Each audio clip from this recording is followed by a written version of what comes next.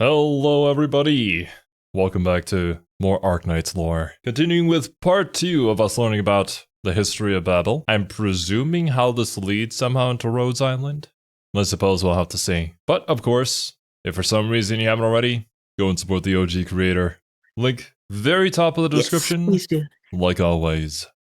While Babel was struggling, the military commission and castle were getting stronger and stronger, more and more influential, enough to take the attention of Victoria, the nation that had swallowed up the largest part of Gaul. They saw how powerful Castle was getting and wanted to employ its powers for itself. So they sent a letter to Theresis, an invitation to war, which leads us to the winter of 1091.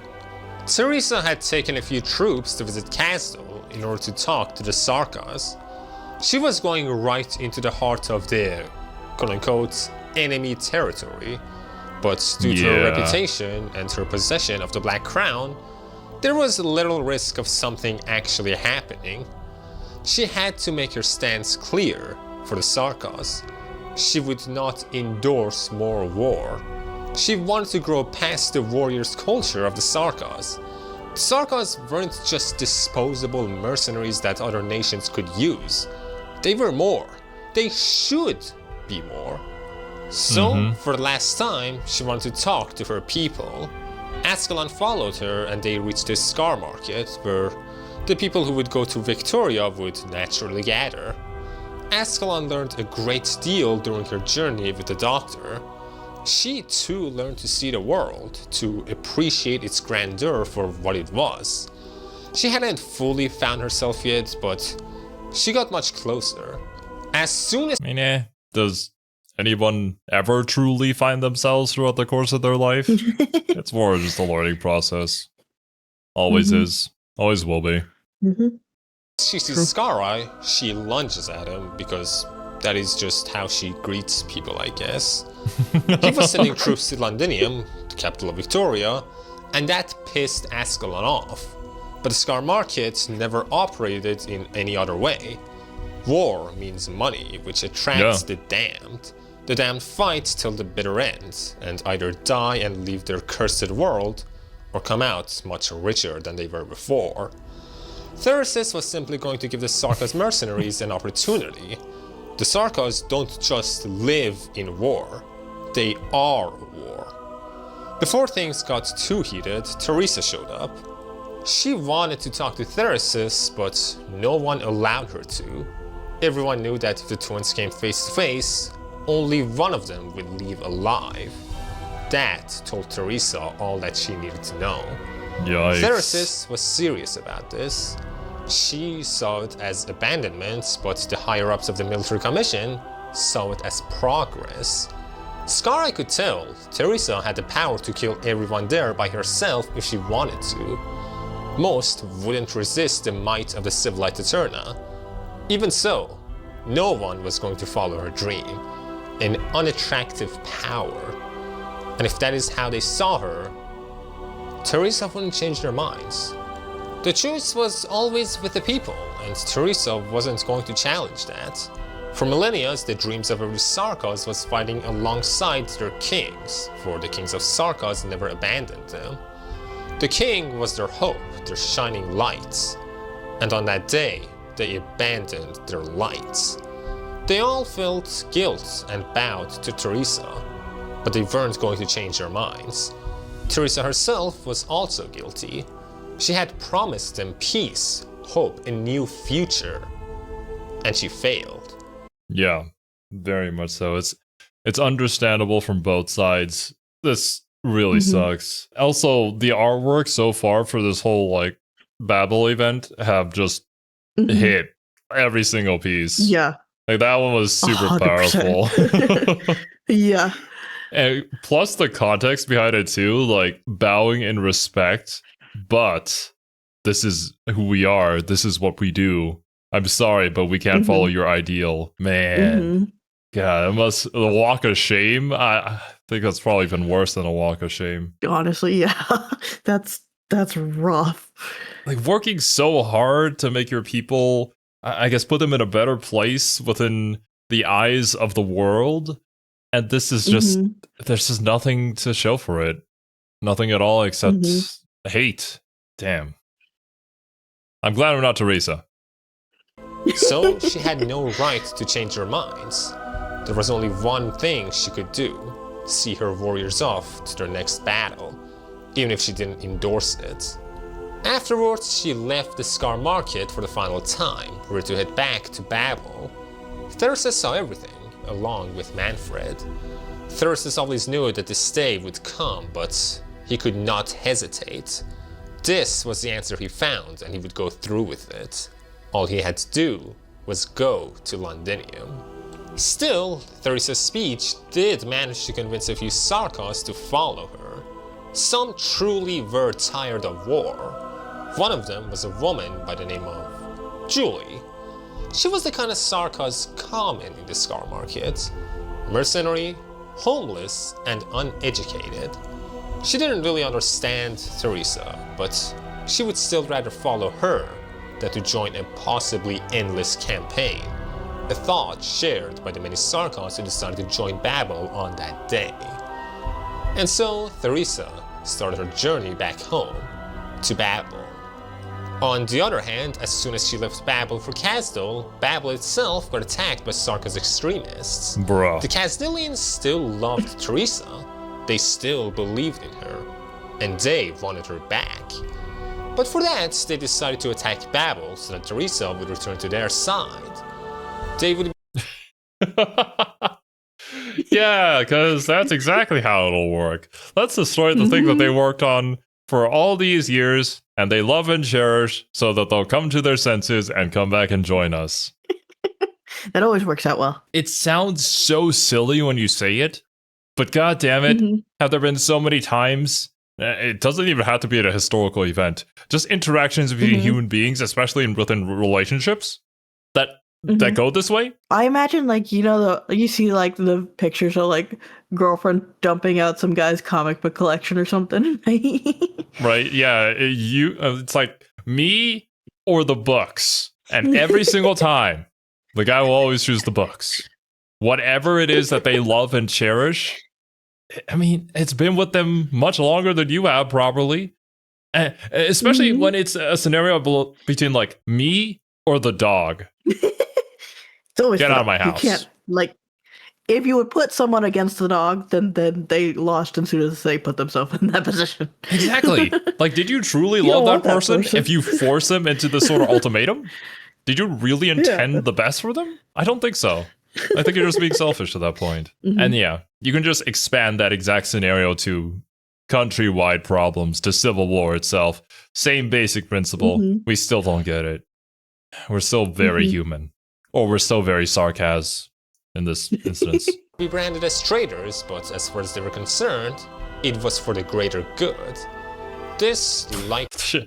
So many horrific things have been done for the greater good. The greater good, yeah. This idea that we've created. created. A loaded statement. It wasn't an attack planned by Theresis, but it was still lethal. Just as everything seemed dire, the Doctor stepped up, wanted to take command over the Babel troops. He was just the tower defense gameplay started here. I see. Makes sense. researcher, but he was still trained in the arts of war. He had never participated in any battles, but he did get training.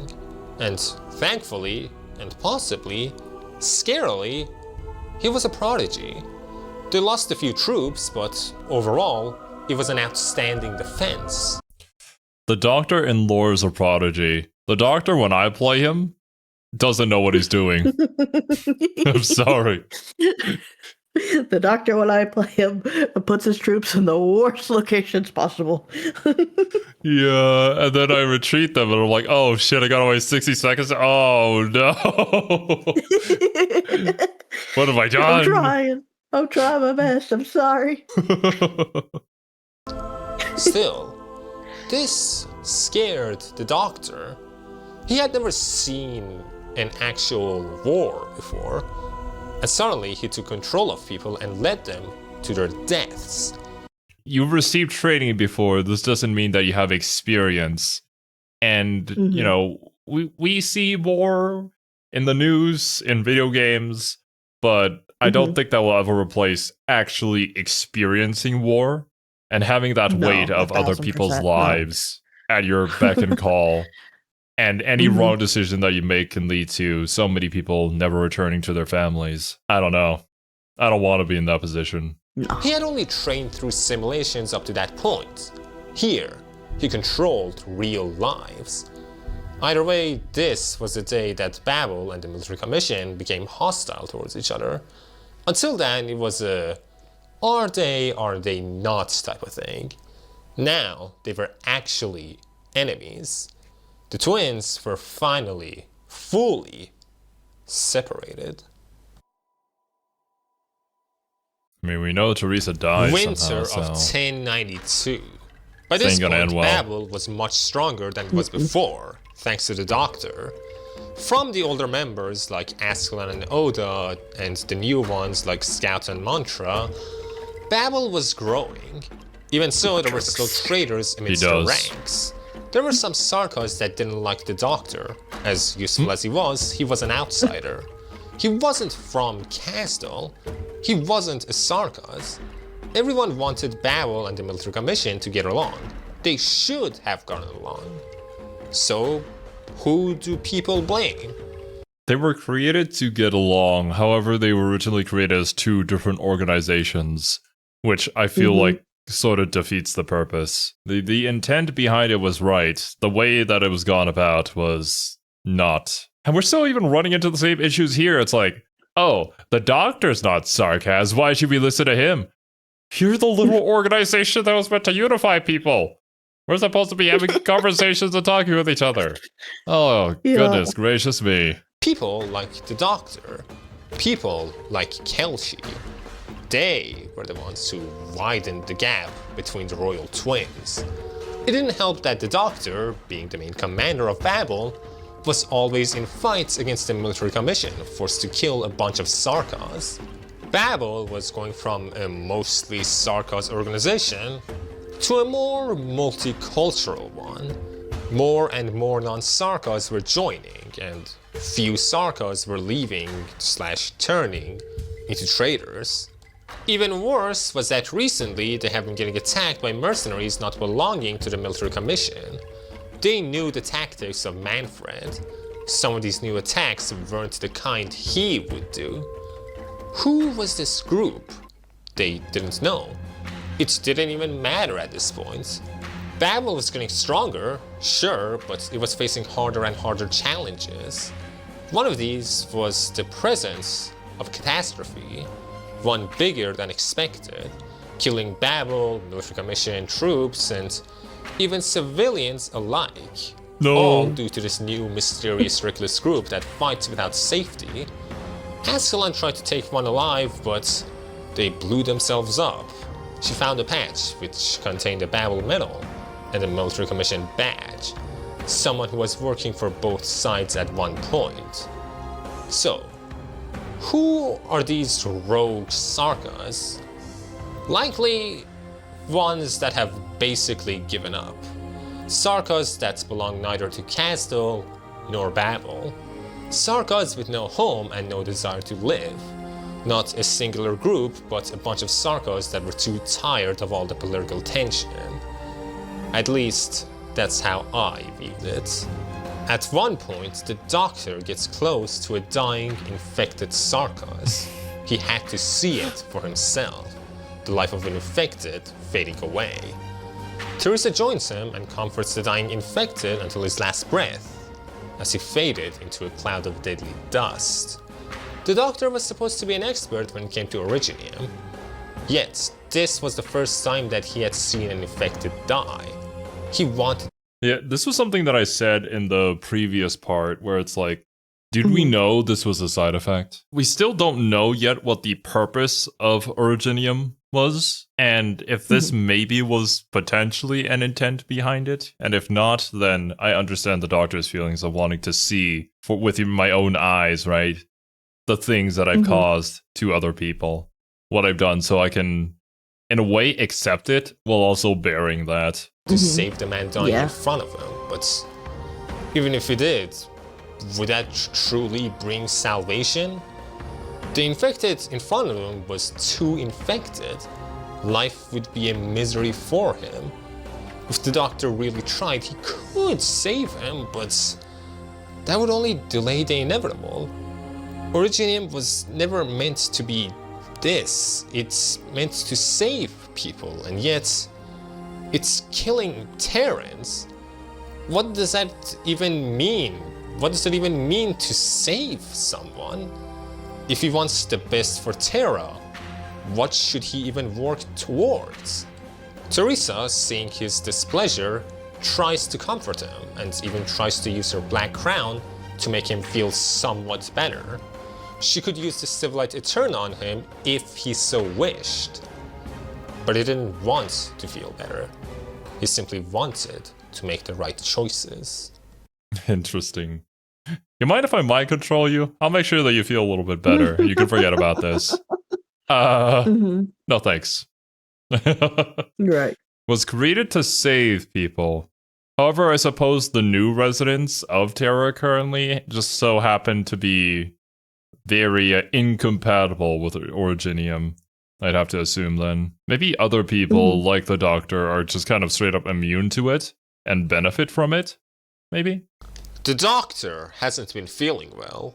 In front of him was a piece of sharp Originium crystal. He picks it up and stabs his arm with it. It leaves him bloody and nothing else. There's pain, but not the pain of oripathy. No matter how much he tries, he can't become infected. Why? Why is a sapien like him immune? Or I guess the right question would be, why are Terrans weak to Originium? Why is Originium lethal to them? From there, he decides to experiment on himself, making new oripathy suppressants out of his own blood. And injecting his new medicine onto Amia reveals to him that his blood is indeed special. This new suppressant was much more effective than the ones Babel had before. It wasn't a cure, but he still had to find a way to mass produce it. It would do for now. Kelchi was concerned about him, but he couldn't stop. He had went on an adventure, stayed in Babel for a time, and yet he was more confused than the day he had stepped out of his coffin. Due to all of that internal conflict, the Doctor became the ghost of Babel. He would barely talk, was rarely around, and was mostly doing what was expected of him and research. People saw him as cold, but he wasn't actually emotionless or disillusioned. Quite the contrary. He was overwhelmed. He simply decided to keep it all hidden. Amia could tell how unhappy he was. Before he fully joined Babel, he was curious, he was humorous, he was stupid. But now he was efficient with no joy. Almost a robot, not a man. To quell Amia's worries, he decided to spend some time with her, which only led to him passing out from exhaustion while walking beside her. After Teresa learned of this, she suddenly got scared, before seeing the wound on his arm. Kelchi told her of all the ways the Doctor tried to contract oripathy, from breathing dust to stabbing, and whatever other ways he could come up with. Teresa could tell that the Doctor was suffering, but she could also tell that he was hiding some secret thoughts and concerns. At first, she thought that they were the result of his abrupt awakening, but that was far from the truth. Most of all, Teresa wanted to help. And so, in an act of almost selfishness, she used her Civilite Eterna on the Doctor in order to understand his feelings and see some of his memories and thoughts. Oh boy. This is literally Kiwi using the druid powers in order to peek into his mind, Gale's mind. Yeah, I'll just take a look-see. Don't worry about it. I'm sure you'll be okay with it. And in them, she saw Originium, the ebb and flow. Until now, I have told you that the Doctor and the Priestess made Originium in order to save their people. Yes, what I haven't said is what Why? Originium is exactly and how it's meant to save people. This whole part is complicated, and honestly, it's going to be a lot of speculation. For those who have played Terraria, in it, every world you make has a chance to have one of two possible evil biomes, the Crimson or the Corruption. What these evil biomes do is spread around through time, infecting everything around them, turning them into basically parts of themselves. From the grass to the ground to even the creatures around. That is basically how Originium works, and more importantly, how it was always meant to work. That was within even the Doctor's expectations. Originium spreads around, infecting the things around it, even capturing living beings. But for what purpose? Well, not to sound schizophrenic with my explanations, but in Arknights, there is this thing called the assimilated universe. Basically, whatever Originium infects gets stored into this assimilated universe as information and as, well, a thing in another universe. Basically, Originium is a gateway. The garden that Teresa showed the Doctor was the reversal of that, turning Originium into flowers. Problem is, little. Oh, so it's like taking the data from the Originium in order to create these flowers? Like undoing the storing of that infection. information. Yeah. Is known about the assimilated universe. As far as I can tell, it was meant to be a universe in which sapiens could live in peace, without the fear of their Assimilated universe is something I've heard like Arknights fans talk about, just in kind of what I have gathered and interacted with it. Mm-hmm. But I don't really know anything about it outside this video, and I haven't looked up anything since we started reacting to these. Yeah. And so I don't know, like, because I think this event happened a little bit ago, so I don't know if more things have come out and we know more what the assimilated universe is post this event. But it definitely is fascinating to me. It is indeed a fascinating concept. There are a lot of parallels to something similar to this in other media as well. Although I've never really seen specifically with like a mineral type of thing infecting people and causing, I guess, a negative reaction like this to the current populace. I kind of already made a comparison to it in the previous video, but this actually reminds me of the Elden Tree. You know, the tree itself stores life. So, and it's kind of the in-lore reason as to why enemies respawn. Because they can't truly die. Their data is stored in there, and so they just come back. They're reformed. Which I assume is going to work similarly to how Originium was intended to work for the Sapiens, at least. But I guess we had to go into this entirely other universe because of whatever things lurk within the depths. Which we still don't know about yet. We'll get there someday. Well, I don't know if we know what they were fighting originally. Like, it has to be different than what the Terrans are fighting. So goddamn scary that you store your information in a separate universe. This is like Soma all over again. Yeah. Threats. It was meant to be a sort of matrix, a simulated universe to live in. So, in a way, Originium was meant to be a portal into this simulated paradise that would eventually swallow up the entirety of Terra. That is what Originium was meant to be originally, and worst of all, there's a chance that it's actually working as intended. No one truly knows how the assimilated universe works. Every character that we know pretty much goes off of theories. So, the Doctor is left at an impasse. Does he let Originium do its thing and possibly save a bunch of people? Or does he abandon the original plan and put faith in Terra? Which was probably what Kalshi was afraid of and why she had or allowed the Doctor to go on such a journey. Because I'm sure she was aware of the original intent of Originium and what it would do to the rest of the world here. Probably. That would make sense. It all makes sense now, yeah.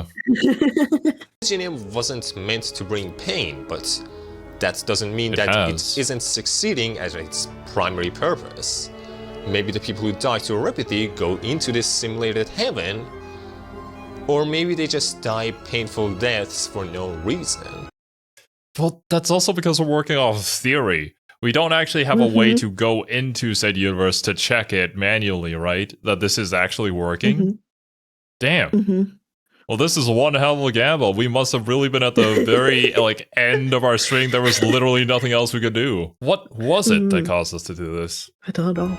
The Doctor is aware of this conundrum, but what can he do about it?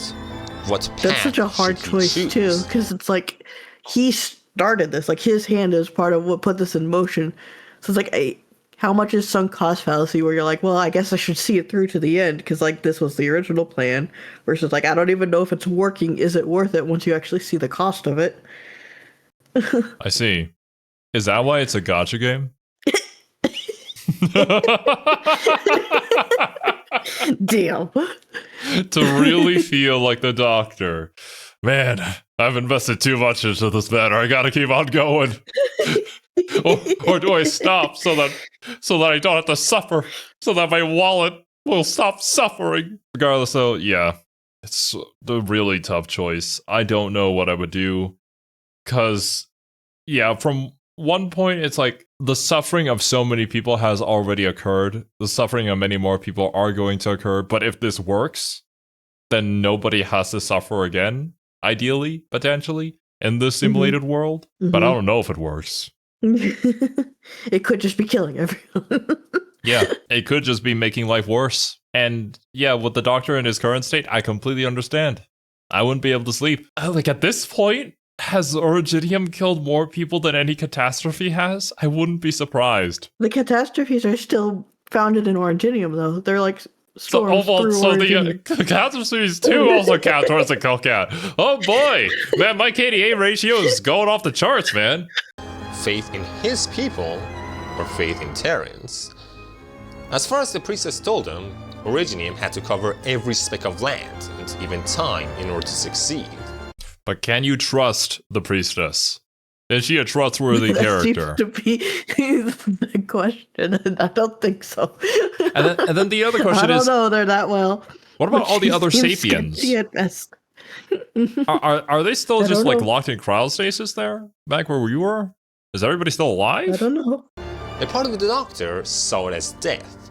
Another part of him saw it as continuation.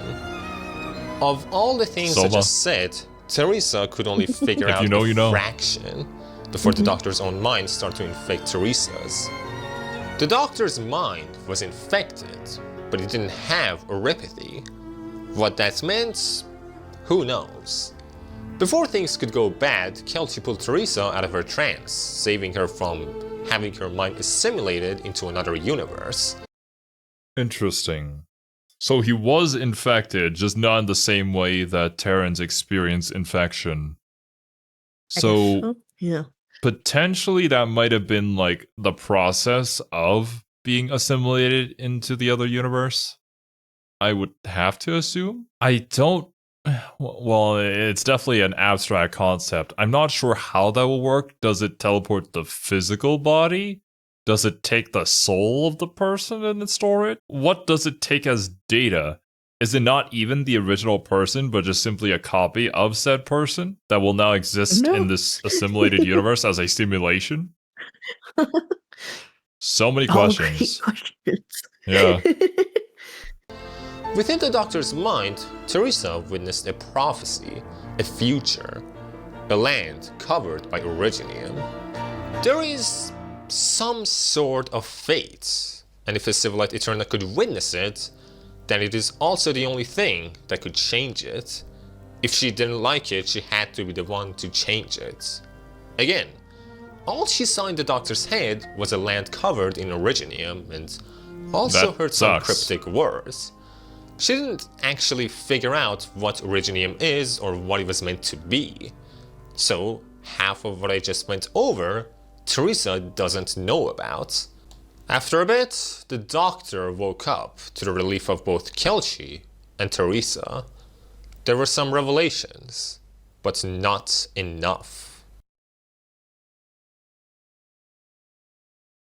The Doctor was from millennia ago. He was lucky to have lived in Terra to experience what it has to offer.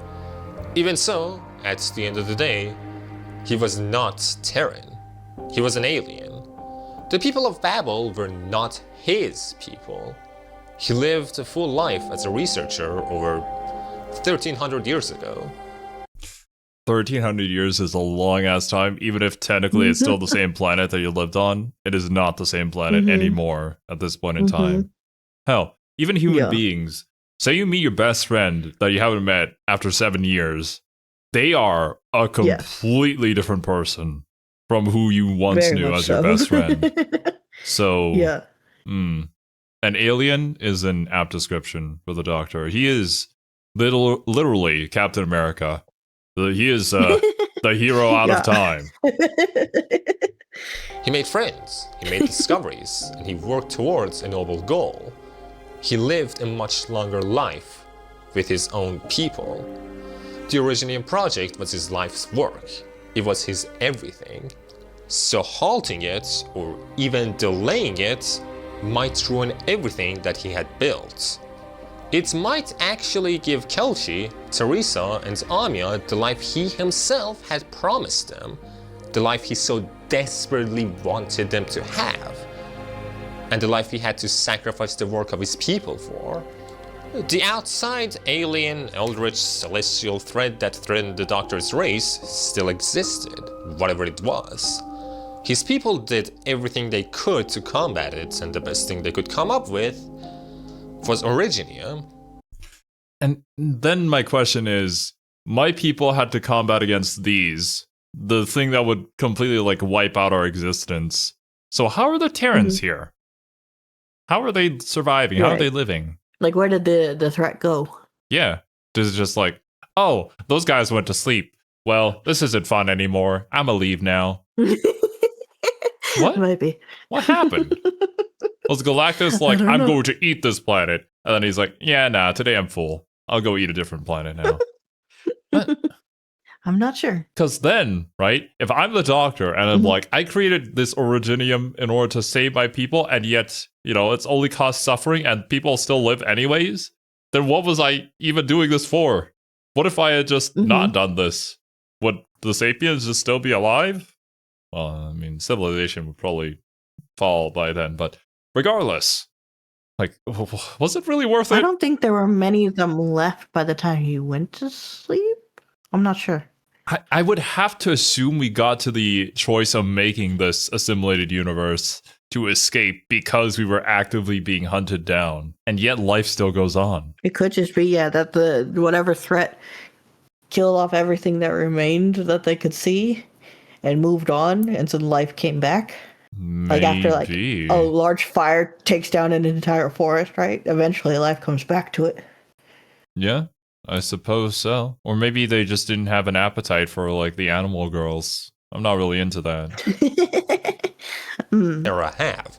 Realistically, could the people who have only lived on Terra do the thing that starfarers couldn't? Could he even tell anyone about this? That their pain is a path to a possible salvation. Yeah, right? They're gonna be oh, okay, bro, I trust you. Yeah, no shit. Oh, life sucks, man. What is wrong with you? You made this?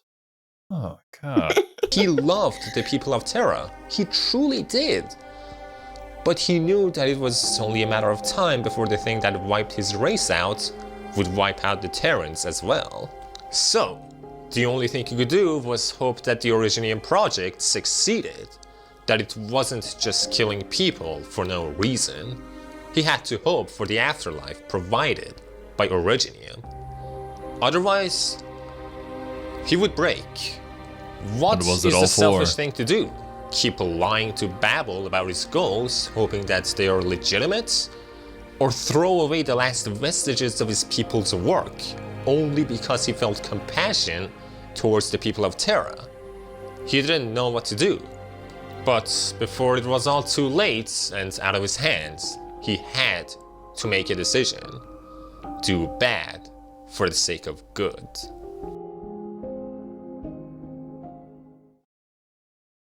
The war between Babel and the military commission was getting worse and worse. Now, even the likes of Noxerers were joining in under skirmishes on the side of the military commission. Theresa did manage to bring a lot of people to Babel, but just like her, those people are not violent. Unlike her, they are incredibly weak. The bloodthirsty Sarkas and the ones who believe in war all are on the side of the military commission. Slowly, we are getting closer to the promised time. For now, 1093, winter.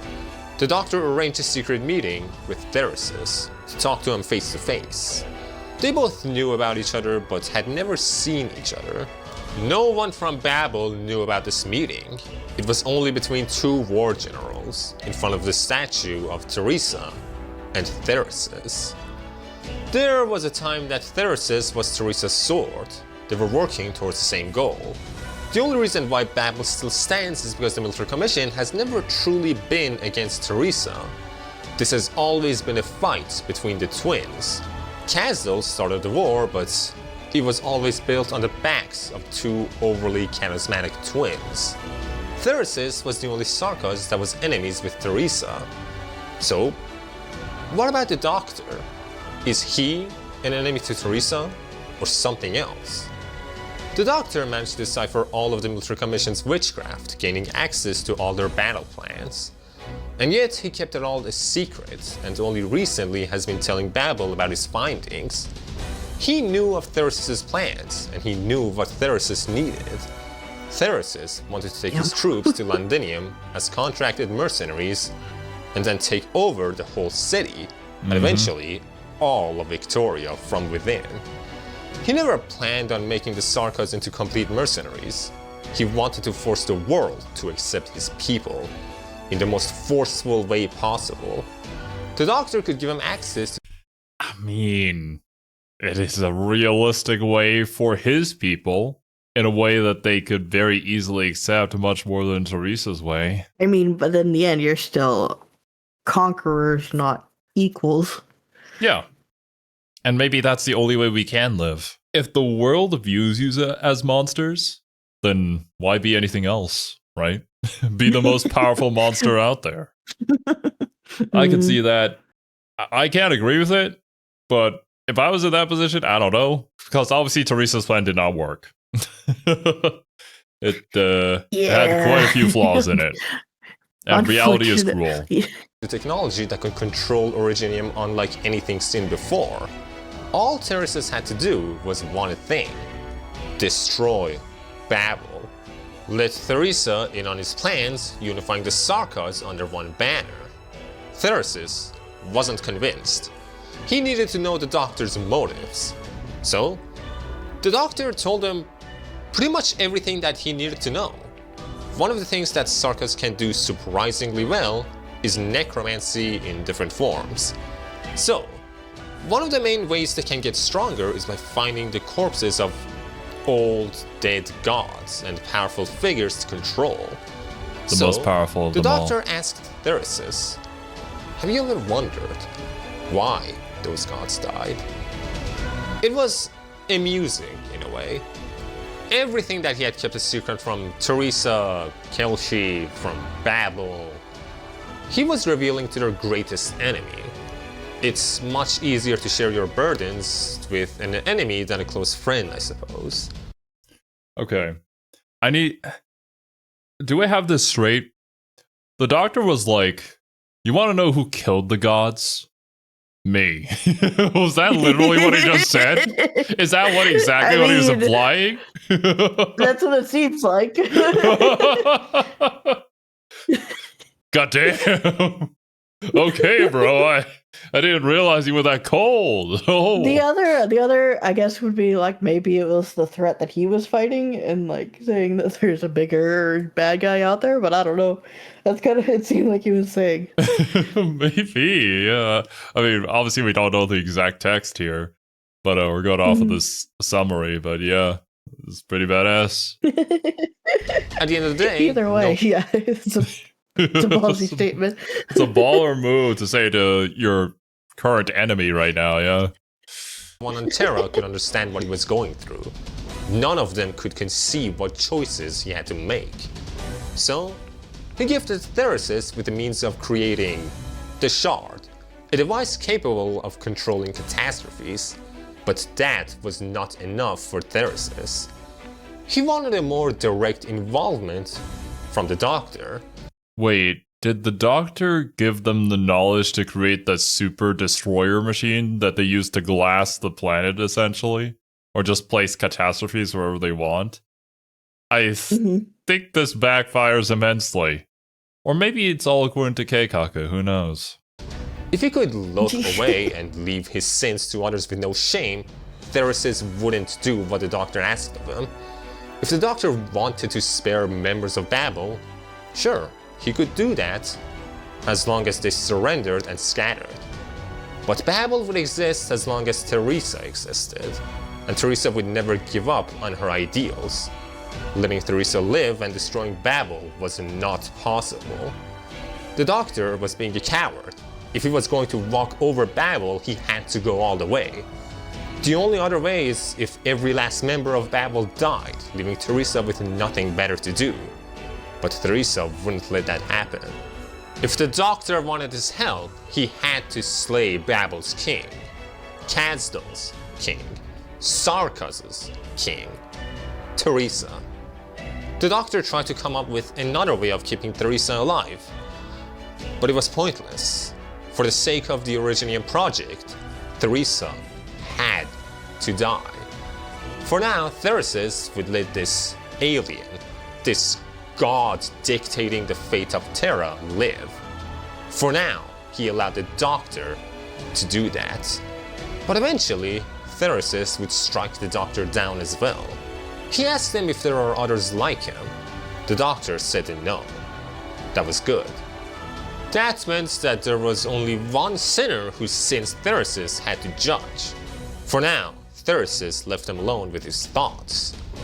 Now, the Doctor had made his choice. He picked faith in Originium project over his faith in Terra. Shit. Now, he had a more direct choice to make. Kill Teresa or discard his previous choice.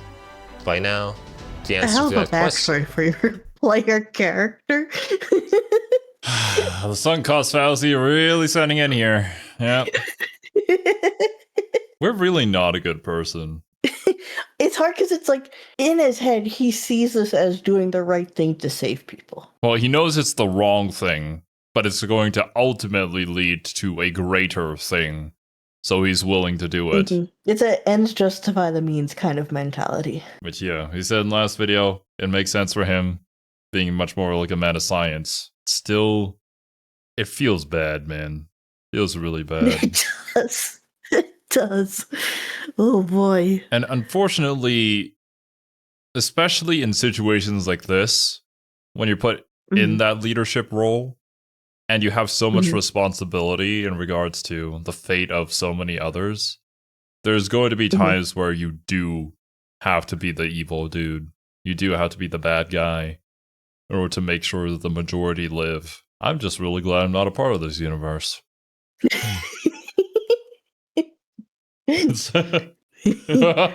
I wonder what like the general consensus with the Arknights fans are. Because like, as a fan of Warhammer and Warhammer 40k, I could tell you that nobody who's a fan of the Warhammer wants to be a part of Warhammer. No. Yeah. That is like fate worse than death. Arknights, I feel like, is a little more hopeful, but regardless, shit seems to suck. And imagine if I think the consensus from what I've seen is it's a pretty dangerous and not happy place to live, between like wars and infection and just general bad politics going around. But yeah, I don't know. I'm sure there's an ideal place with a nice enough living situation, but the odds of that happening to you if you randomly got isekai'd into this universe, probably low. I think there's a much higher chance of you getting infected and your life basically being over at that point. Overall, I'm just dreading like how the events here are going to end. We know it's going to end with Teresa's death. Is it really going to be by the hands of the Doctor here? Early 1094, the year of prophecy. After some humiliation by the Dukes of Victoria, Theresis managed to convince the nobility of Victoria to grant him and his troops the right to pass through Londinium. Manfred, sensing Ascalon nearby, goes to an empty place to talk to her. Ascalon wanted to meet up with Theresis, but she also knew that she couldn't do that. As she saw him from distance, she felt the urge to kill the man who had raised her alongside Theresa. So, instead, to clear herself of everything, she wanted to duel Manfred, her childhood friend. Sadly, Manfred was tired, so as soon as their duel started, it was over. Ascalon held a knife to his neck. She could just kill him right there. After all, he would inevitably die in Londinium. But she didn't do it. He told her that if she didn't do it now, it would be her final chance. Manfred was determined in following Theresis, just as Ascalon was determined in following Theresa. There was no going back for the two of them. Next time, she wouldn't hold back. Ascalon went back to Babel, meeting up with Theresa. Babel had changed from what it once was. It felt more tense. They had plans of recapturing Castle once and for all after the departure of Theresis. There would be no better time. The most worrying thing to Ascalon, though, was the Doctor. He had become too efficient. He was never making any mistakes, almost like a machine.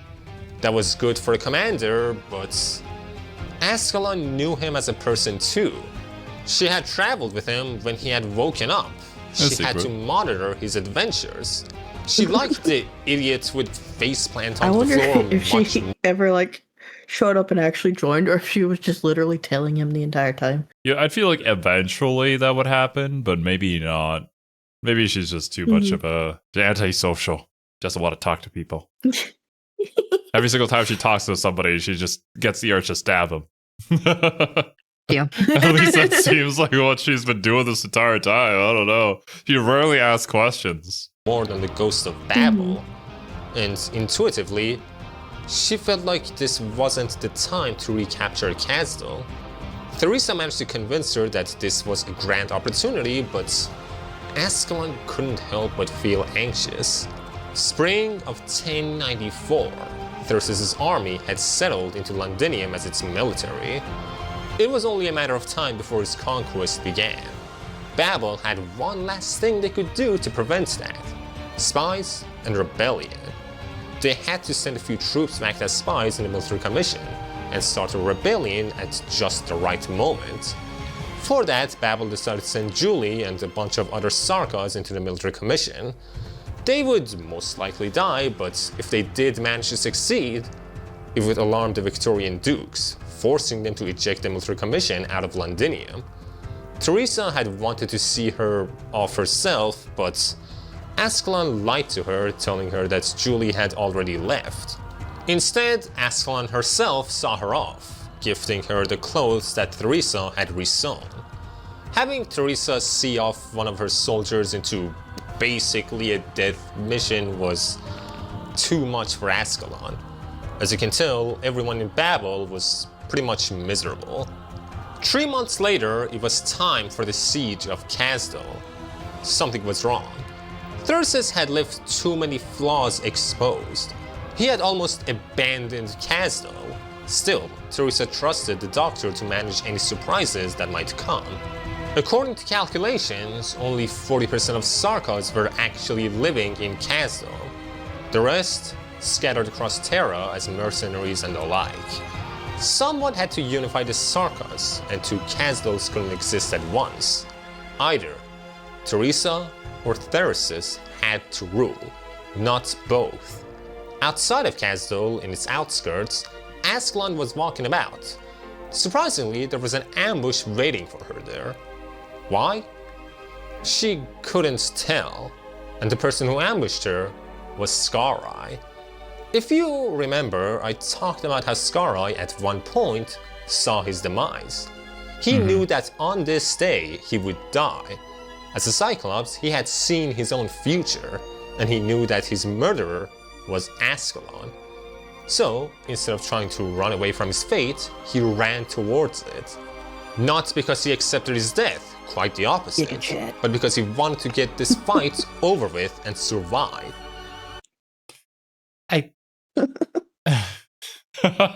It's always the thing, right? With people who can see the future and predictions and whatnot.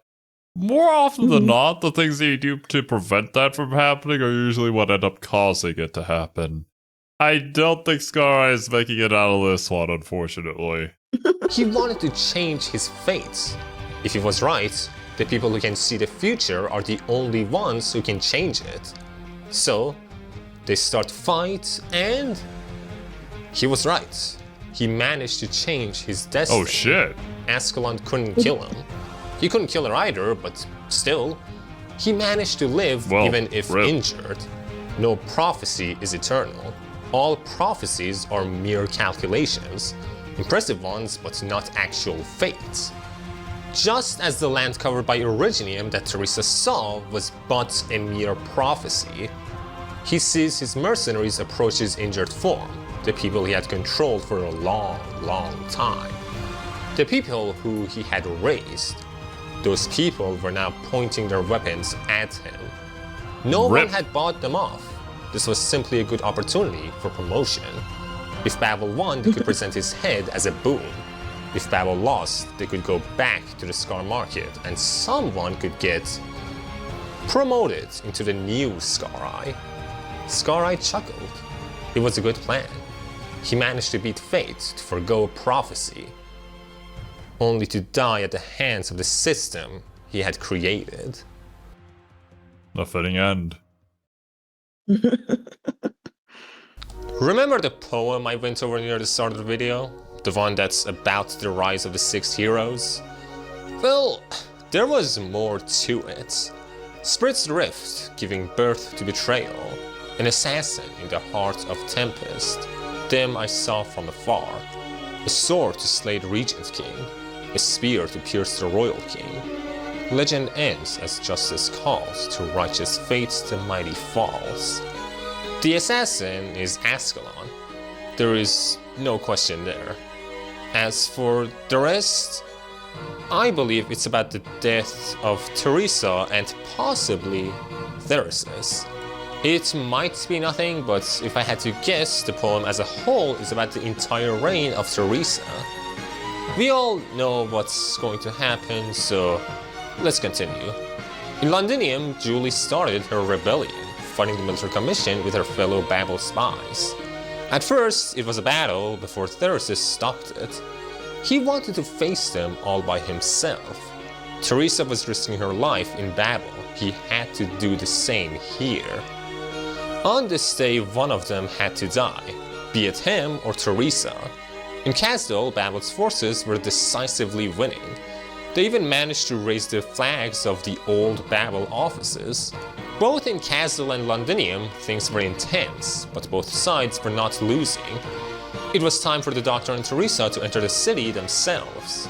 Suddenly, Teresa felt some strong enemies, ones with incredible killing intent, great sorrow, and fierce misery.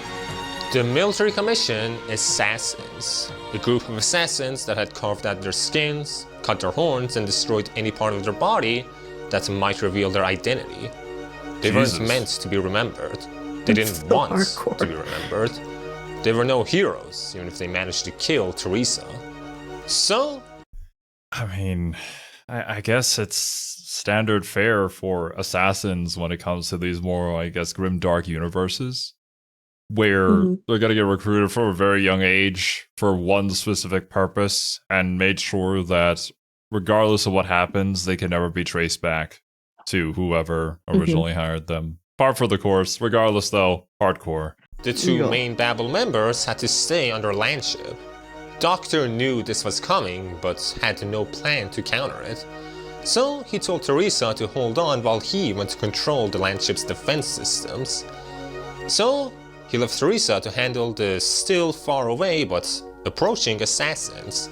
Of course, the Doctor had no plans of actually helping Teresa out. A part of him knew that Teresa's success would mean the end of his people's legacy. Another part of him knew that the Terrans might have an actual chance. The other part of him argued that no, they don't. They are far too underdeveloped compared to his people. The other part of him believed that all lives had a right to hope. Both of his parts were at a war with each other. Teresa tried to contact him, but to no avail. She could sense his emotions, but couldn't tell what he was actually going through. The Doctor, or as the Sapiens knew him, the Oracle, had made his choice. He always believed in love. He always loved love itself. It's why he told Kelshi to find her own answers in the wide vast world, against the priestess's wishes. The Oracle always suspected that there was something wrong with the Originium project, that the head of it, the priestess, who had once taught him everything, had changed. Even so, the Doctor had made his choice in the present day. And so, with one push of a button, he disabled the ship-wide defense systems, bringing the whole ship into darkness. Now, all he had to do was wait, and eventually, one of his most beloved people would die, just as he wished. Heroes always die, they always get forgotten, even the greatest of them. It's not a matter of if, but a matter of when. In 1086, when Babel departed from Kasdal, Theresis told Teresa that for the glory of Kasdal, one of them had to die, and that the one who would lose would certainly be Teresa. So why? Why does she persist? She told him that someone must do something. Whether she dies or not doesn't matter. Actions have to be taken. The Sarkas have lived with hatred for far too long. Even if she can't change the future, she hopes that, at the very least, her actions will spark a new age. You can kill the person behind it, but you can't kill the idea, right? As long as that idea exists, it'll continue to grow.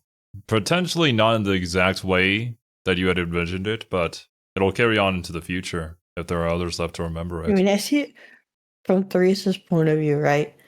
Her plan pretty much failed. Like, she wasn't able to succeed in Unite. Like, she had minor successes here and there, but the grand scheme of things, it didn't go as she wanted it to.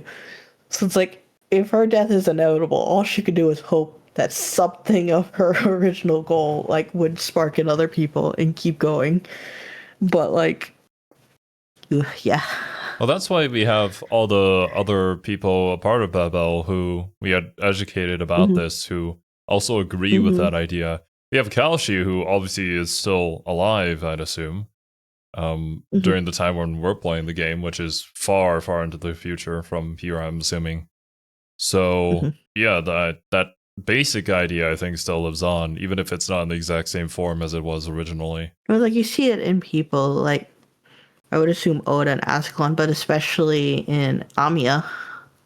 Yeah, Amiya too. She's here. She's kind of witnessing all of this, actually, now I think about it. You're right. An age where her people are truly free from their past.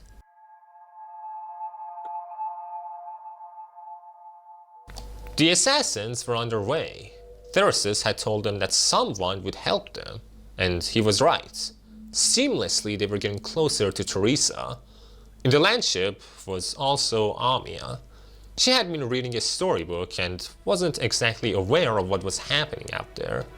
She heard some noise which alarmed her, so she decided to go look for Teresa. She spots a Babel member, asking him where the Doctor and Teresa are. At that point, they should have still been in the command center, so that's where Amiya headed. Little did she know, the Babel member she just spoke to died seconds later. Amiya managed to find Teresa, and Teresa was incredibly tired. Still, she told Amiya to stay beside her while she worked. She saw the storybook in Amiya's hand and decided to read it for her instead. In the middle of the story, though, she stopped. Amiya was confused until Teresa gently decided to cover Amiya in a protective bubble. It obscured Amiya's hearing and sight. She saw Teresa walking further and further away before slowly succumbing to sleep. Teresa's Civilite Eterna. The assassins were here, and Teresa did not want Amiya to witness what was going to happen. The assassins were all covered head to toe in cloth. Beneath that, anything that might differentiate them from the others had been either cut off or deleted in some other ways. Still, Teresa could tell who they were, not as a group, but them individually. But they knew that she would know. She had the Civilite Eterna. I mean, yeah. This wasn't You can literally about read their that. minds. They were about to kill their beloved king in such a wretched way. Their name, their horns, even their skin, all of it had to go. So that there would be no one to identify them, so that there would be no one to remember them. Only Teresa could, and she would die soon as well. A brave soldier from Ulysses' time, the first one Teresa killed. Luca, a warrior who had held back his steam knight on his own, dead by Teresa's hands. Leans, a common name among the Sarkas, and yet this one stood out the most out of all of them, invaluable in the war against Lithonia, mutilated with Teresa's arts. Still, they were approaching with no signs of stopping. Levin, someone who took an arrow for Theresis once, she would remember him too, even if she had to kill him. The doctor was watching everything. He had control of everything. At this point, Teresa could tell that the doctor had betrayed her. This was his choice. The doctor closed all the doors in the room, trapping Teresa in with the assassins. Teresa started talking to Amiya while taking out the assassins. She never thought that things would turn out this way. She wished that she had more time, but there was none left. The assassins were wearing her down, the king of Sarkas, chosen by the Black Crown, the Civilite Eterna, dying at the hands of her own subjects, subjects who truly loved her but had to kill her for the greater good. To do this was reckless, it was almost unfair, but she had to do it. She had to give Amiya her Civilite Eterna, making Amiya the king of Sarkas. Holy The shit. Civilite Eterna was made by the Sapiens. It was never actually a Sarkas relic. There was no rule stating that only Sarkas could have it. As long as the crown deemed it, even a Kautis like Amiya. Wait a minute. It was made by the Sapiens and wasn't made for the express purpose of controlling them? Huh. Yeah, well, I guess that was like I a think, new detail. to my knowledge, added is here. there's like a handful of relics from the Doctor's time that people have kind of taken and utilized, and the Civilite Eterna is like one of the like important pieces, but I'm not sure. Potentially for that, potentially forged for them, potentially created in secret, or maybe originally Well, I don't created for think some they other purpose. existed when it was originally created, because the people of Terra now didn't exist when the Doctor's people were there. I mean, you said the Sarkas or the T-Kaz as the Doctor knew them as. So the T-Kaz would have existed during the time of the Sapiens, yeah? Maybe. That I don't know. Well, it could be that, or it could just be some weird coincidence that somehow it's able to control the Sarkas at this point. I doubt it, though. I think it's definitely connected in some way. Could have it. Even a little girl could possess its power. So, Teresa surrendered her crown to Amiya. Maybe this was the wrong decision. Maybe it was a bad idea. But at the end of the day, only Amiya could decide if that was the right or wrong decision. But she wouldn't do that now. A thought like that would need years to formulate. For now, Amiya possessed the crown. One day she could decide what to do with it herself. After Teresa killed all the assassins, she woke Amiya up and hugged her. Amiya was confused. Who were these people on the ground? What happened? Why was Teresa bloodied? Still, Teresa comforted her and wished that she could see Amiya grow up, that she could help her. But someone had to take the crown, and as far as Teresa could tell, Amiya was the only one who could. And so, by stabbing Amiya with a black blade, she started to transfer all of her power to Amiya. It's one hell of a way Amiya to fell transfer asleep power. right after, seeing Teresa breathe for her last time. But still, Teresa wasn't dead yet. She had a bit of power left still. Soon, the Doctor showed up. Behind him, more assassins. This was his choice. On this day, Teresa had to die.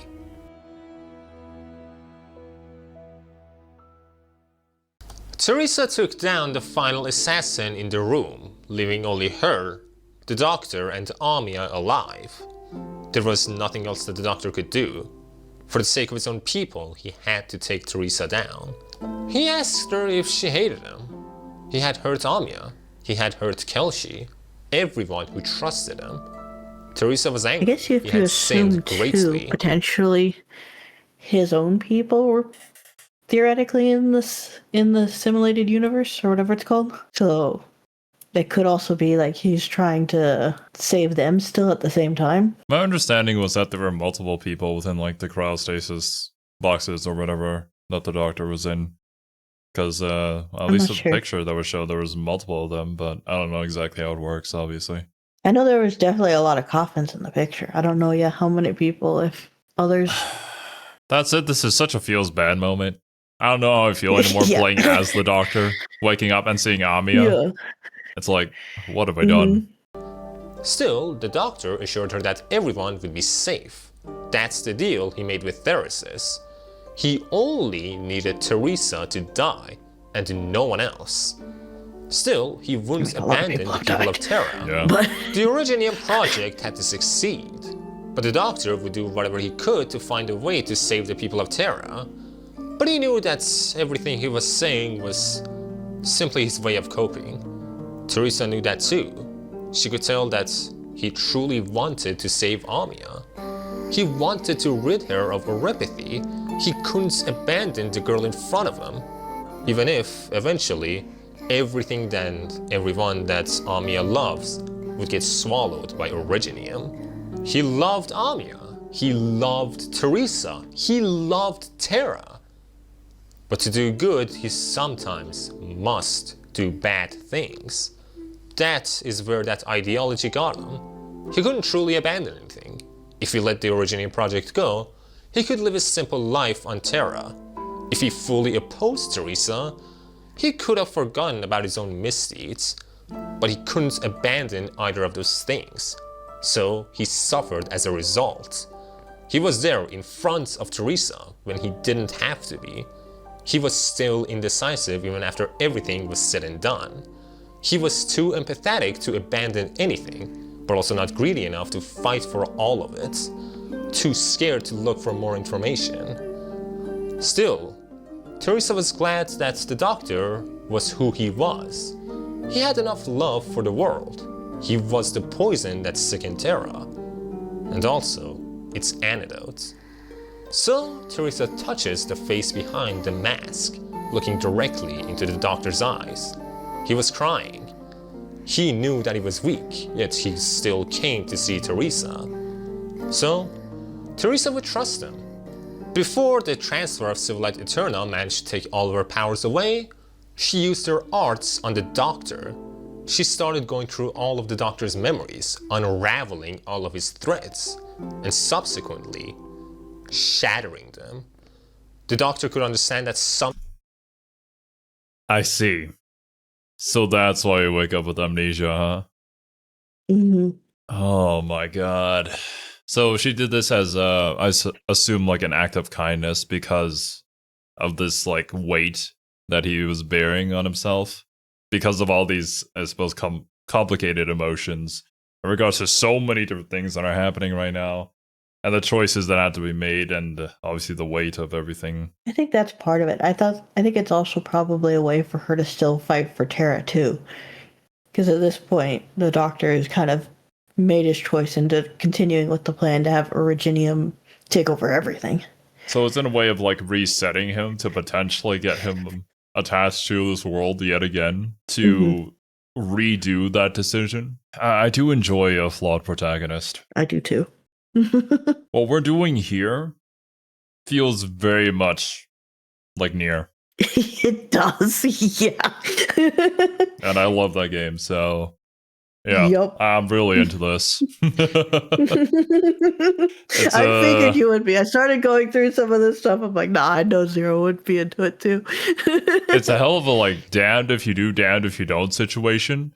You're damning someone. Mm-hmm. At the end of the day, who will you choose? Who do you hold dearest to you? And if the choice is Amiya and potentially doing this can save her and save as many people as you can, then losing a few people along the way is fine. And that sucks that you're not greedy enough to try and save everybody. Mm-hmm. But with the person the doctor is, I'm sure that may have been a possibility that he thought of, but then immediately swatted it away because saving everybody is unrealistic.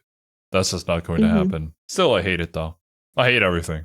And I love it, too, at the same time. Yeah. 100%. Oh, boy.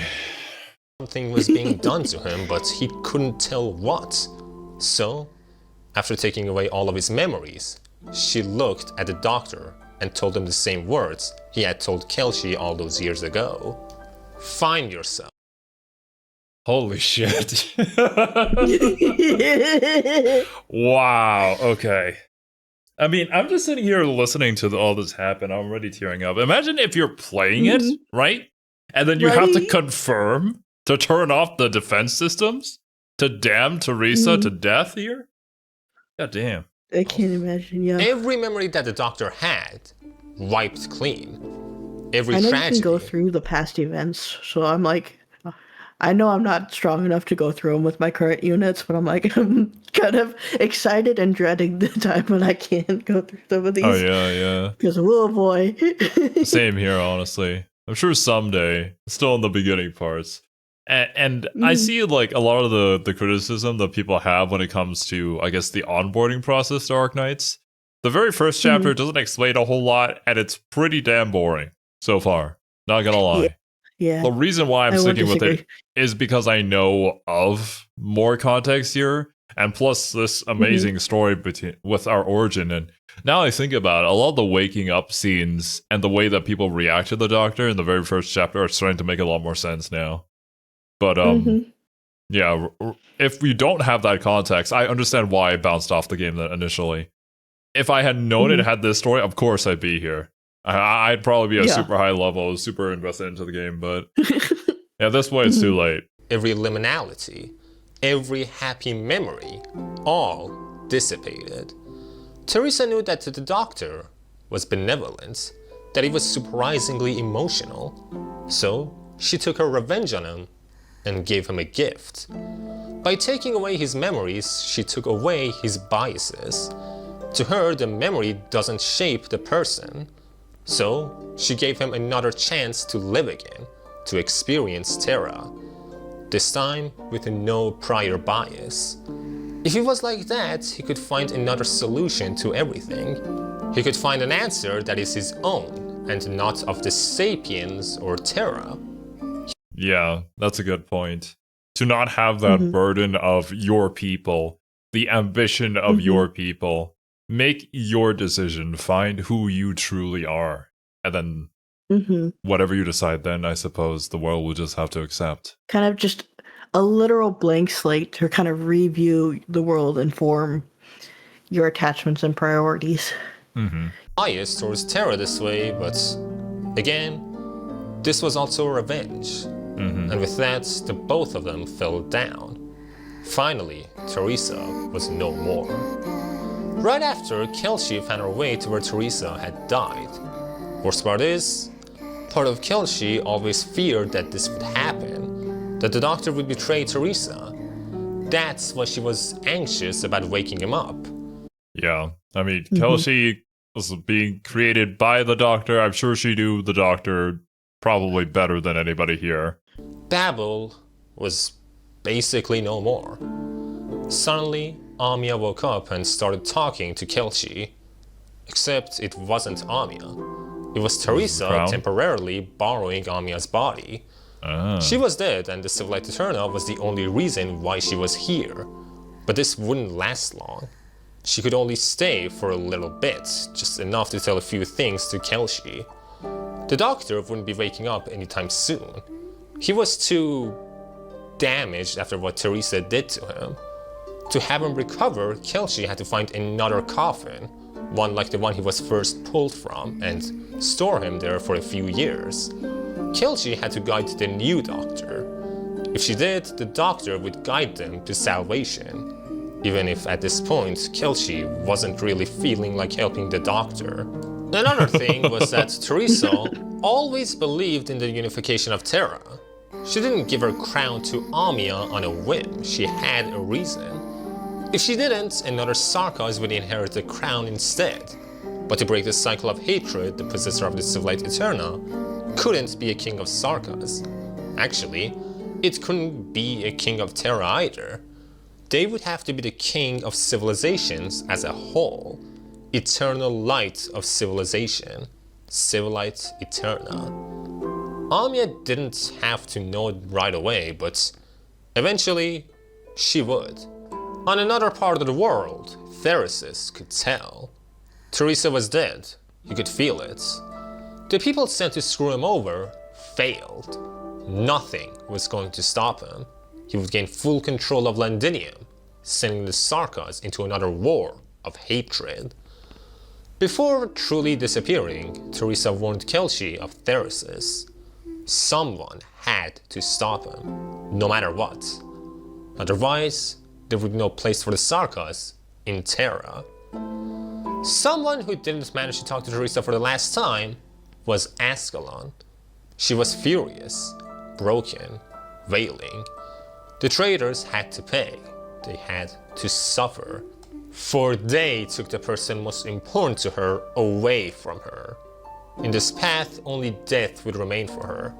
Whether she would escape the hatred or not is not for the story to tell. At the very least, just as Theresis wanted, she reached her own conclusions. Okay. I'm going to have to assume that she does somehow get out of it, and she becomes a unit that you can pull for.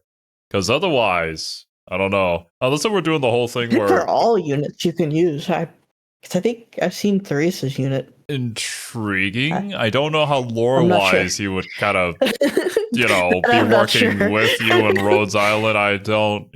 I'm not sure. I don't know. I thought I've seen it around, but I could be wrong. Mm-hmm. The people of Babel couldn't believe it, but they had to accept it. Teresa was dead.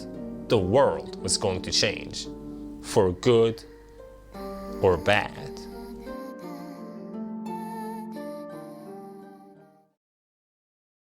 The event doesn't end there though.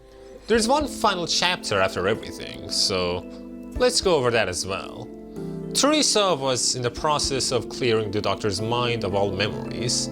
She saw everything. Doctor's glorious civilization, Originium, the star-faring geniuses. Everything that the Doctor knew. She saw the way the Doctor got along with members of Babel before he became the ghost. She saw how uneasy he was the whole time, how guilty. And she even saw herself. All of it she deleted. Not a single thing could remain. She saw more memories. Apparently, the Doctor did mean to actually stay safe in his bunker until everything was over. Yet, he went to check up on Teresa anyway. A part of him wanted to stay in that bunker for the rest of his life. To become irrelevant. She erased those memories too. Wait, can you blame him? I would want to dig a hole and disappear forever after the shit that I've decided to do. I don't... Mm-hmm. Man. Fuck. She saw the first time the Doctor came into contact with Amia, how he saved her from death, how he recklessly put himself in harm's way to help Amia. Those memories had to go too. Finally, she'd reached the depths of the Doctor's mind, and in there, she met the Oracle, the former nickname of the Doctor, the final vestiges of his emotions, his regrets, the part of him that's lost. They both knew that they were going to die in different ways. Teresa was too injured and the Oracle wouldn't even be a memory. They said their apologies and said that they were grateful to have met each other. Sorry for betraying you. It had to happen. Nah, it's alright, bro. I got you. Yeah, we cool now? We cool. That's how I imagine the exchange to go. It definitely went that way. Surely. And with that, together, they walked through the grassy fields of the doctor's mind, walking towards hope, walking towards death. An unknown future. Mm-hmm. Babel is a story about the pain of empathy. Every important leader, even Theresis, suffers from this same problem, and they all handle it differently. Teresa loved Terra as a whole. She wanted everyone to just get along. But she failed due to her naivety. She could never let go of Kasdal, even though Babel had broken away from it. Even though Babel had become a multicultural organization. Trying to unify the Sarkas before unifying Terra was a nice idea, but personally, I think it was the wrong way to go about it. She always said that she loved everyone, but she always focused mostly on the Sarkas. She should have left Kasdal, the land, not the city, to make connections with other entities instead. Babel eventually becomes Rhodes Island, which focuses on the infected, not just the Sarkas. I mean, it's a similar logo. I figured it was a bit of an interpretation of Babel. And they had similar ideas, except ideals, except one was focusing specifically on the Sarkas, and the others, I guess, on the other oppressed group. The difference here is that Sarkas' issues are only for the Sarkas, excluding Theresis. The infection is more of a unifying problem that everyone suffers from. Yeah. The infection is one of the biggest main issues that everybody fears and suffers from, and is discriminated by in literally every single nation that we've learned about. We've only learned about half of them so far, because there wasn't a part 2 to that video just yet. But that was the common thread between all of them. If you're infected, you're no good. And for an organization with the doctor in it, it would, of course, have to do with the infection, the originium. It's kind of your responsibility now, bro. Deal with it. Oripathy, on the other hand, is something that the entirety of Terra suffers from. If you look at what Rhodes Island has done, it's a much bigger list than Babel's, because Babel focused solely on a difficult issue, while Rhodes Island just is kind of everywhere. Because of that, Rhodes Island managed to make allies all around Terra, while Babel never actually achieved anything. Rhodes Island still has Sarkas, quite a lot of them too.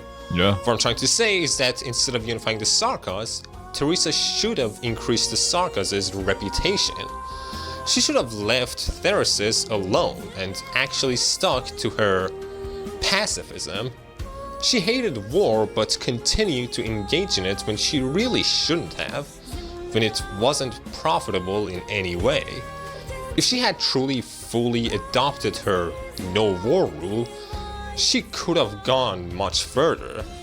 At the end of the day, she was too much of an old Sarkas. There's also Theresis. Unlike Teresa, he never had boundless optimism. The only things he had going for him were that he was charismatic and that he was good at fighting. But even though he started a war with the entirety of Terra, he was still spineless. He knew the Sarkas better than Teresa, so he chose war. War with the world. He decided to fight all of Terra before supporting Babel. Why? Because the people hungered for aggression. If he had just stayed as Teresa's sword, this event wouldn't even happen. He was bold, strict, ruthless towards everyone other than the Sarkas. And of course, I don't think I need to tell you why waging war against everyone is a really bad idea. Yeah. And finally, we have the Doctor. Okay. It is so ironic that all of these ideas were great, especially from Teresa's point of view. But the biggest failing was the fact that they were Sarkas. They were unfortunately a part of that same problem that they were trying to fix. And from their own perspective, this was the ways that they could think about potentially solving that problem. but neither of them were the person to solve that problem. They fell back into the same traps that their people always did in different ways. Exactly. And it is so goddamn tragic. Because the idea was there. It's just, we would never have been the people to actually execute it. But at least now that you have people out there who can carry on that legacy, then maybe someday something can actually change. But for you, the story ends here for you. He failed because of his, I guess, God/savior complex. His main problem was that he saw himself as too important. So important, in fact, that he refused to share any of his thoughts with anyone else other than Theresis, which was his enemy. By trying to play God and dictate everything himself, he got overwhelmed because he just wasn't strong enough. Well, here I understand because he feels completely out of sync with this world as it is. He comes from a time where things were far different and they were able to accomplish so much more than all these people who he probably sees as very primitive. So to have that sort of perspective on them, I can understand where it would originate from. Honestly, the memory wiping thing, probably the best idea. He can view the world from a completely new lens without anything tying him down anymore. Now truly make a decision. I feel like for this himself. is one of my favorite use cases now of like the amnesiac MC. This one, it makes so much sense. 100%. It's such a good execution of it. Also adds to the character instead of just being a convenient narrative tool used to like either introduce you into a world or we can't really have this character in right now, so we're just gonna have them get amnesia. A cheap cop out to reset a character a lot of times. Whereas I feel like in this case, they worked really damn hard to get him to this point. Like there is a lot that like there's so much impact and meaning behind it that is usually missing in these kinds of stories. For you the Somnium Files fans out there, the amount of times Dante gets amnesia is just hilarious. It's just downright hilarious. Every single time at Dante. A rogue smack to the head and Dante's reset. Now, I'm specifically referring to the second game. I think the first game, the first game did something cool with it, which I won't spoil here, but the second game was really just, we can't really have you be a part of the story right now, so just, I don't know, go wander around or something. No, I agree completely. I love Uchikoshi, but yeah, that was just a convenient excuse, and I'm sure he knew it as well. Oh yeah, they joke about it in the game. Yeah. But he wanted to be the only one to bear his burdens, the burdens of people that, let me remind you, he refused to relate to.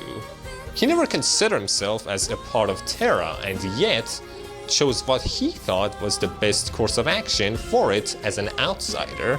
Yeah. He refused to tell anyone anything because, quote-unquote, they wouldn't understand what choices he had to make. This is like shouting about something really loudly on Twitter about a subject that you know nothing about and have like nothing in relation to. So, yeah. I mean, it's not that crude, but basic similar idea. Regrettably, he didn't know what choices he had to make either. If he had confided with Theresa or Unfortunately, Kelsey, he's still human. He wouldn't become a ghost. He had a problem and came up with two very vague answers because he refused help. There is selfishness in selflessness. Saving the world by yourself isn't heroic, it's naive and stupid. Theresa already had managed to discover the assimilated universe by herself. She was smart. If he just researched Originium more with her, he could have figured out why Originium was killing people and if it was really sending people to Matrix Heaven. Instead, he shouldered all the responsibility and he was too weak for it. Again, all these three characters... That's a good point, actually. Especially considering that she was able to decode Originium information that it was stored. A lot of it. That leads straight into, is the assimilated universe real? Because you literally brought objects from that theoretical universe into existence. Yeah, everybody fucked up. I understand why we fucked up. Yeah. But we all did, Yeah. and we all share responsibility for making me, as the player, cry about all the stupid shit that we've done. and how horrific this world is. How we haven't left it any better than what it was, what it started as. In fact, we probably left it worse. Are failures.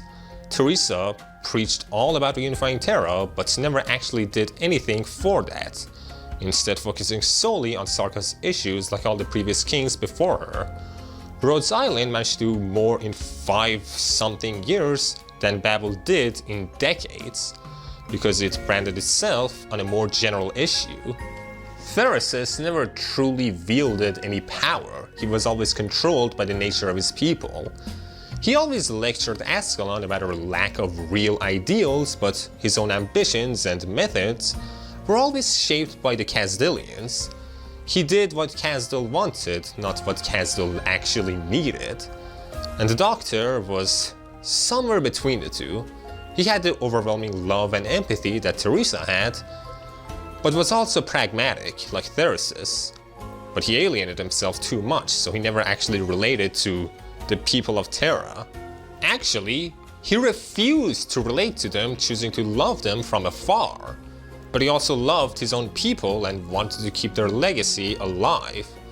But while he was loving and self-destructive, he wasn't greedy.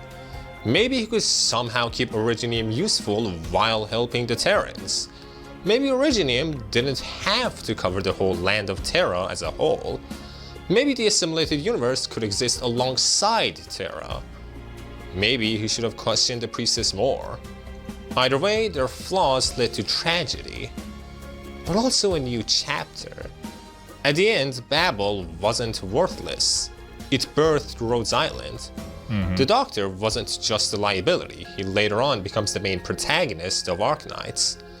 Theresis was just a bad influence. We can skip over him. Okay. Everything that Teresa did amounted to little, but that little seed sprouted into a forest. Everything has an effect, good or bad. At the end of the day, Teresa really did want the best for Terra, and her love for it was always going to have lasting effect. The intent was always good. Just because a good deed or a good intention doesn't lead to anything now, doesn't mean that it won't lead to anything in the future. Even if she failed, her failure became a stepping stone for those who believed in her ideals. Actions have to be taken, otherwise nothing will change. Basically, at the end of the day, all these three characters held love and empathy for the people around them. But good intentions are not enough to succeed. But failures aren't the end either. A failure to one is a lesson to others. After all, that's why we record history, right? One last thing that I need to bring up. Ideally, that's why we record history. But goddamn, are we great at making the exact same mistake over and over and over again? It's to the point where it's like the cyclical history theory or whatever is a thing. Because there are just specific moments in time and events that just so happen to coincide that create a correlation. I'm not going to go so far as to say a pattern, but there most certainly is a pretty clear correlation between events and the things that we just keep on doing over and over. It's kind of sad, actually. Yeah. Is borrowed ideals. Finding an answer to a philosophical dilemma yourself. First, we had Manfred and Ascalon. Manfred didn't really come up with his own goals, but Ascalon did. Sadly, her goal is not one that Teresa, or even Theresis I would argue, would praise her for. Theresis himself did everything his people wanted him to do, as I said already, which, funnily enough, I would say doesn't reflect his own views. He always wanted to just support Teresa, which was still questionable. He's just acting like he a never sarcasm. wanted to be a leader himself. You could say that he didn't become one. After all, he was simply getting controlled by his own people. Then you have the Doctor, which suffered mentally due to his own biases and, again, borrowed views. He held the priestess in high regards, even if a part of him suspected her. Originium Project wasn't really his own solution. It was just the solution of the priestess. He believed in the priestess, so he believed in the Originium project. I know, I'm so curious to learn more about her, but I don't know where to go for that. It. Finally, we have Amia. She is meant to bring nuance into this whole conversation. The problem isn't learning from someone or adopting some of their beliefs.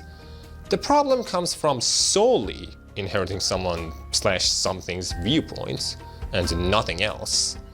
Having someone else's philosophy with no modifications. Beliefs are complicated, and that is good. People don't just believe in one way of thinking.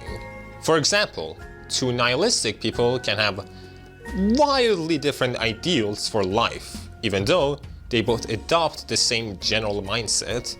Teresa wanted Amia to do a specific thing, but even more, she wanted Amia to find her own answers. Maybe Teresa was wrong. She knew that was a possibility. So, she didn't want Amia to be tied down to her idea. I mean, at least she knows. I think if I was in a locked room with a bunch of assassins being sent after me, being backstabbed by a person who I trusted the most, I would also feel like I probably fucked up somewhere. Maybe don't do the thing that I just did. A little bit, yeah. Ideals. And just because someone lectures you on something doesn't mean that they have actually figured everything out. Oh yeah, the amount of people who lecture others who don't know shit. Yeah, there's a lot of them. The high quantity of that, yeah. Theresis condemned Ascalon's worship of Teresa, but he himself was living a life he truly hated, worshipping his own people instead of a specific person. Even before that, he was Teresa's enforcer. Look how that turned out. The Oracle told Kelshi to find her own meaning to life, even though the Oracle was just as clueless as she was. Even as I say this, I have to empathize, there is no right ideal. Every viewpoint is skewed, every vantage is flawed, every window is dirty and the sky is cloudy. If there was a right way to live, we would have found it by now. Even this whole inheriting will thing, somewhat could argue isn't actually that bad of a thing and could work.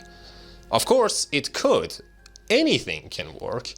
The difference is satisfaction, accountability, and chance of success, at least to me. Listen to people, but don't believe in them. Analyze their words and come up with your own conclusions. Critical thinking is incredibly important. Good lesson to take away. Yeah.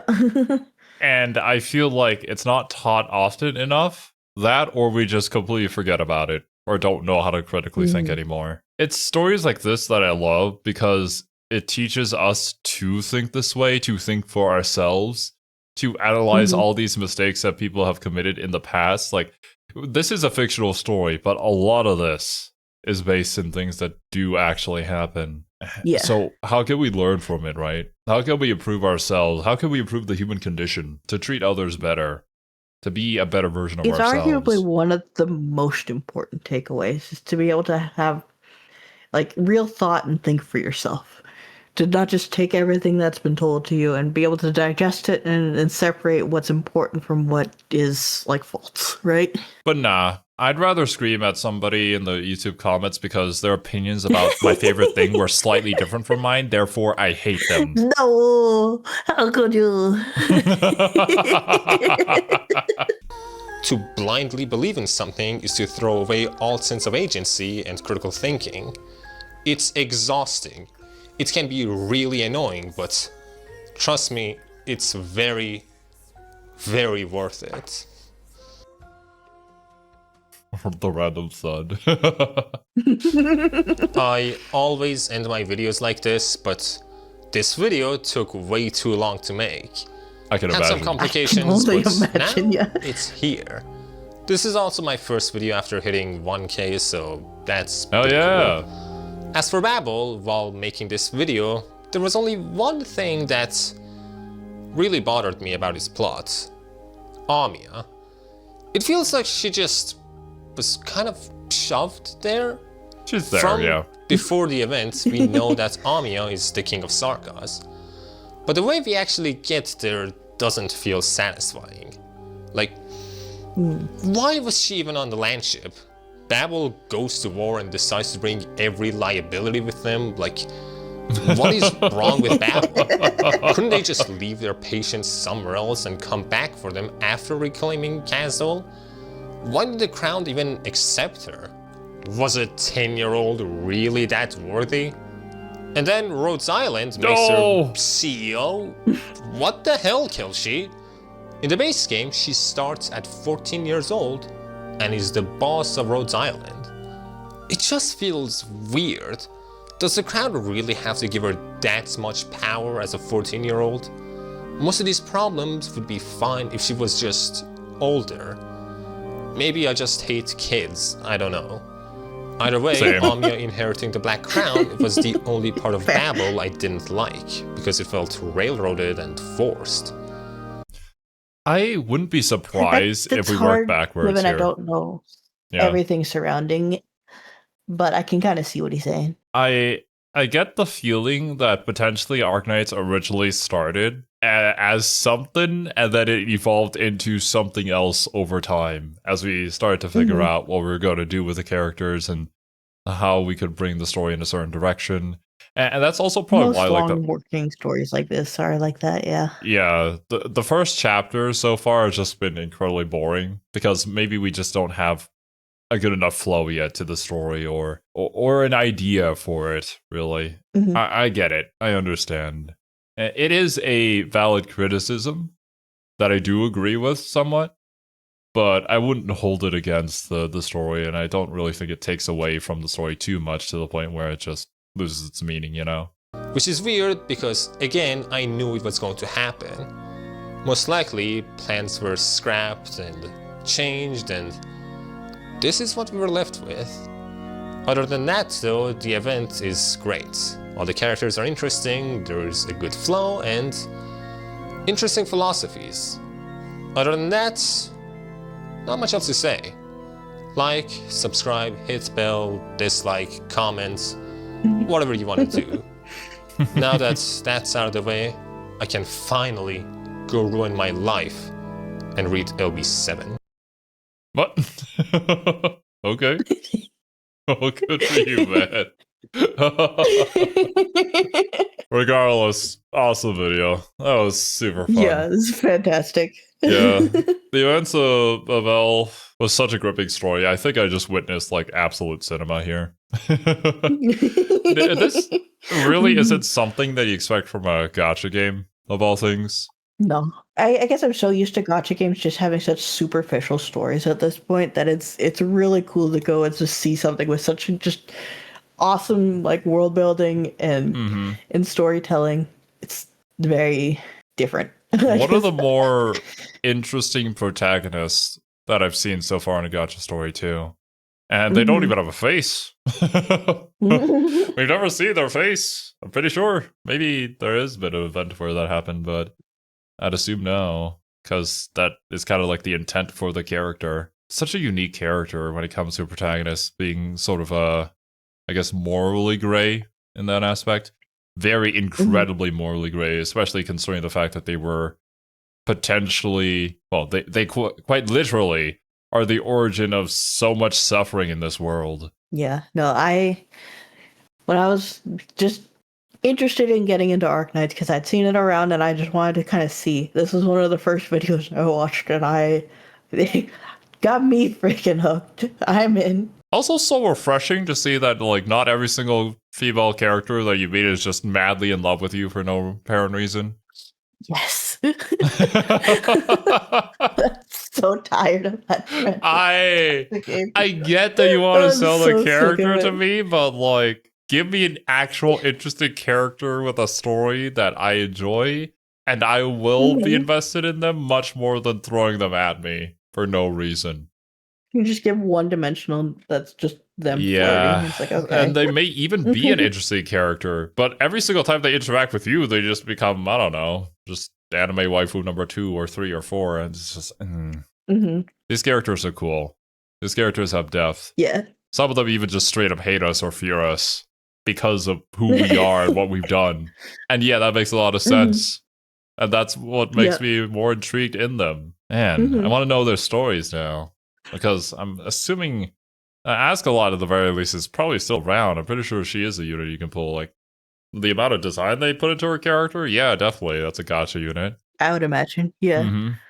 No, I've definitely gone through a lot of my units that I have and just like read the information in their profile and stuff because I think it is all interesting. I want to know Mm-hmm. more about them. Yeah. I love the approach to storytelling that they've taken here. And Mhm. I hope that there's more stories like this when it comes to Arknights and the different events that they've had. Oh, also, we have seen your suggestions by now at this point, so we'll definitely check out some of them in the future. Yeah, 100%. I feel like I've said that a lot in this video. I don't know why. But yes, Yes, I'm excited to watch more. indeed. Alright, my dudes. Thank you guys so much for joining us. Hope you all enjoyed your time here and hope you have a wonderful rest of your day. So for now, we'll catch you guys in the next one. Later, Yep. dudes. Bye bye.